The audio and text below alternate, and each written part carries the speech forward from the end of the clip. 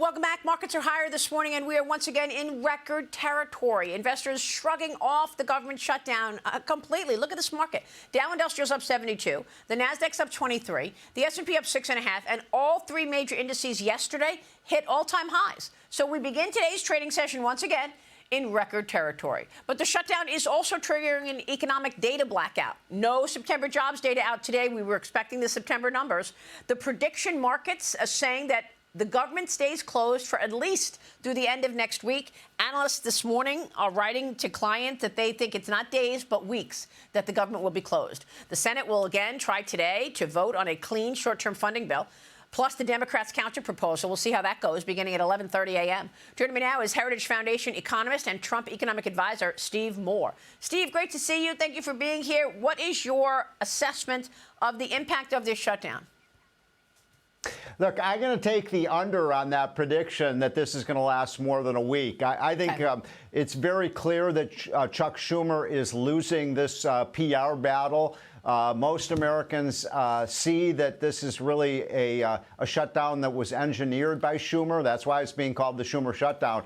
So I'm going to bet that this is over by early next week, because we've already seen that several Democrats falling off in the Senate. And every time they vote to open it up, I think Schumer's going to lose more votes, and I think this will be over. Incidentally, every time I've lived through, and you have too, Maria, 13 or 14 or 15 of these government shutdowns over our life. And typically, when the shutdown is over, the market takes off. So there's some good news for investors. Yeah, but what about the impact to economic activity, Steve? Do you think it affects economic activity in a significant way? Yeah, it depends on how long this lasts. I mean, if it's only a week, it's not going to be a significant dent to the economy if it goes on. And there have been some of these government shutdowns, Maria, that have lasted, as you know, for many, many, many weeks, including more than a month. The longer it goes on, the more impact that it has negatively on the economy. I mean, my gosh, I guess we're not going to get a jobs report this morning, right, Maria? I mean, usually we would be talking about the jobs report. So we're not getting the information that people in the market need to assess what's happening with the economy. The jobs report is the single most important metric of what's happening with the economy. That's going to be delayed. So, yeah, the economy takes a hit. By the way, we have to pay, as taxpayers, we have to pay out all of the salaries for these workers, and they're not even working. That's it. Yeah. That's bad for taxpayers. Well, we did get the ADP number, so we have some sense. But we're going to talk with Lori Demir in just a few minutes, the Labor Secretary. So what do you want to say ahead of my conversation with the Labor Secretary about your assessment of jobs today, absent the September numbers? Well, we saw from the one report that we do have on jobs was the ADP report that came out the other day, and that was it was a negative report. It looked like there was some loss in employment in the private sector. And I guess the question is why we're seeing that. I mean, my view is that we have a shortage of workers right now. It's not so much a shortage of jobs out there. There's still 6 or 7 million job openings. I think employers are having a hard time, and we've talked about this month after month on your show, Maria. Employers are having a hard time finding qualified workers to fill the jobs that are open. I mean, if you look at every other indicator of the economy, you were just talking about this, Maria. I mean, the stock market record highs, record low energy prices. We're saving $1 trillion a year on deregulation. You're seeing just almost every indication suggests the economy is doing really well. You know, the GDP is growing at 4%. And incidentally, did you see, Maria, all these blue chip economists were predicting we'd have 1.5%, including the Federal Reserve Board, by the way. They have been completely wrong about the Trump economy. Yeah, well, look, I mean, this shutdown has everybody speculating that, oh, you know, now it's a given that the Fed's going to cut rates, even though there's no macroeconomic,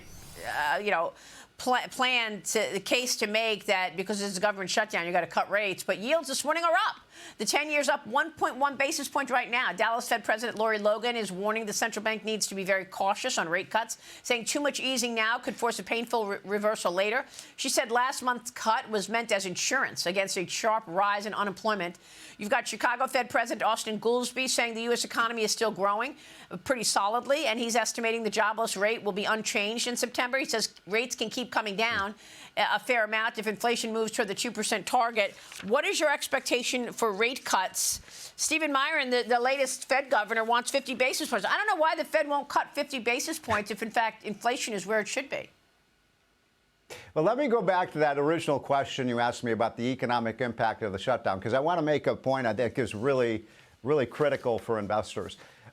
Yes, this shutdown is slightly negative for the economy, but it would be much, much, much worse for the economy if the Republicans caved in to Schumer and said, OK, we're going to give it $1.5 trillion more deficit spending. I mean, Maria, what would be the impact on the economy if we did that? Sharply negative. You know, we know that I recited all these statistics that are strong for the economy. You can talk to just about any economist from left to right, and they will tell you the biggest threat to the U.S. economy right now is the out-of-control spending and debt in Washington. So if we give the Democrats another $1.5 trillion, which, by the way, Schweiker is right, this would wipe out all of the budget savings we've seen so far under Trump in one piece of legislation. So the economic impact of Republicans caving into the Democrats would be much more negative for the economy than the short-term lockdown of the some of these non-essential agencies.